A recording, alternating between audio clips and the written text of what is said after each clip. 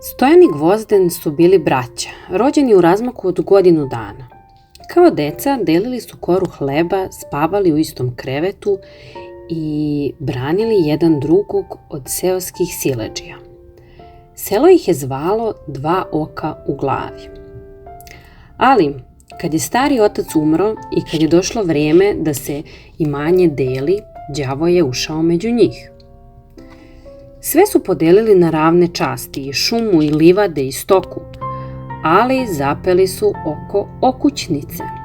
Tačnije, oko jedne krive stare divlje kruške i pola metra ledine koja je stajala tačno na sredini.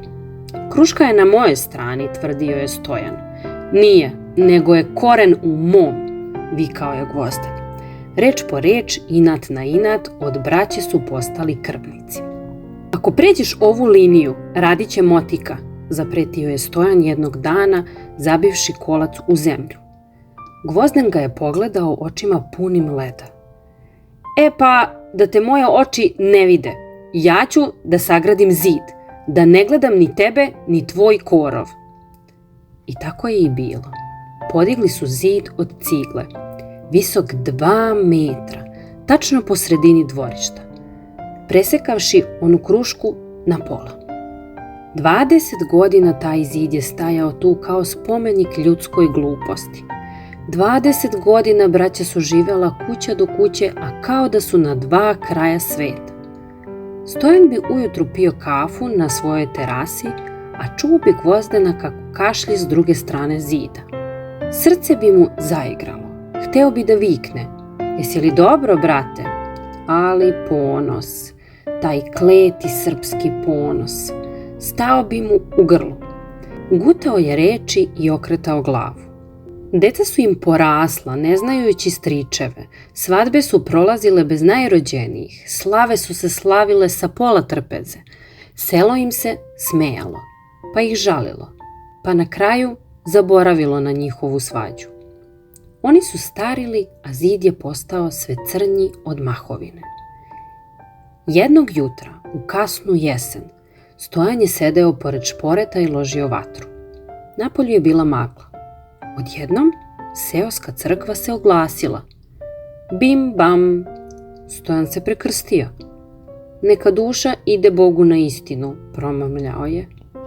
Zvono je udarilo drugi put, pa treći put, dugo, tužno, ravnomerno, znak da je umro muškarac. Stojan je osjetio neku hladnoću oko srca, kao da ga je neko polio ledenom vodom. Išao je na terasu, pogledao je ka putu, video je komšiju Milana kako nosi crni barijak i kofu sa lepkom. Milan je stao. Nije otišao dalje u selo. Stao je tačno ispred Gvozdenove kapije. Stojan se uhvatio za ogradu da ne padne. Gledao je kako komšija kači crni flor na bratovu kapiju. Stojan je stajao na terasi, noge su mu bile kao od olova. Gledao je u taj crni barijak koji se vijorio na vetru. Umro je Gvozden, umro je njegov bata, umro je onaj s kojim je delio majčino mleko, a on mu za 20 godina nije rekao ni dobar dan, Gvozdene. Kliknuo je Stojan. Glasom koji je ličio na ranjenu zver, taj krik je proparao seosku tišinu. Strčao je niz stepenice, ne mareći za godine i bol na kolena.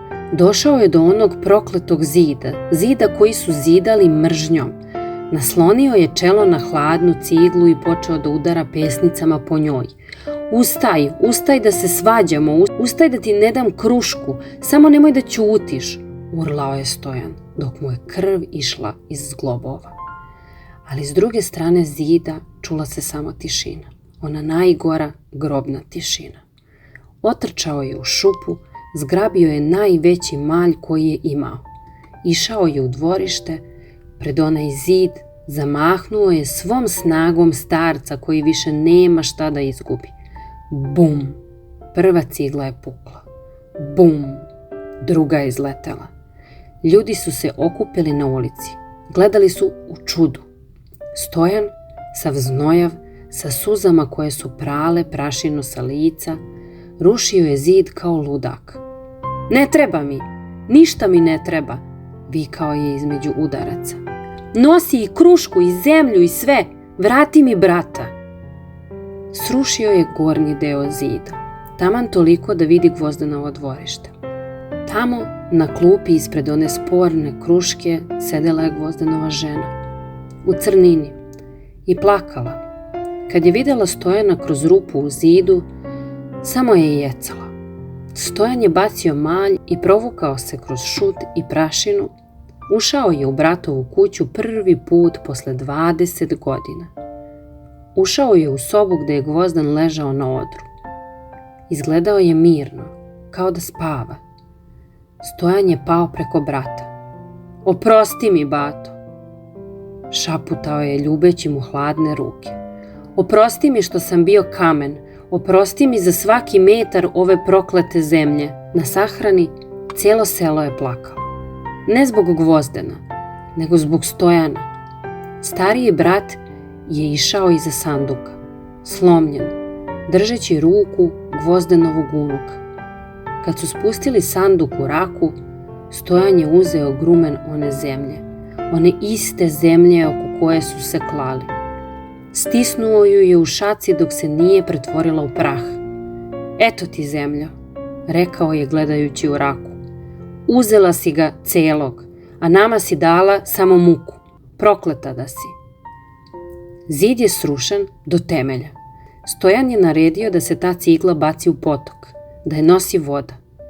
Krušku nisu posekli. Ona i dan danas rađa. Pola grana visi u jednom, pola u drugom dvorištu. Ali ispod nje više nema ograde. Tu se sada igraju deca, Stojanovi i Gvozdenovi unuci. Oni ne znaju čija je kruška.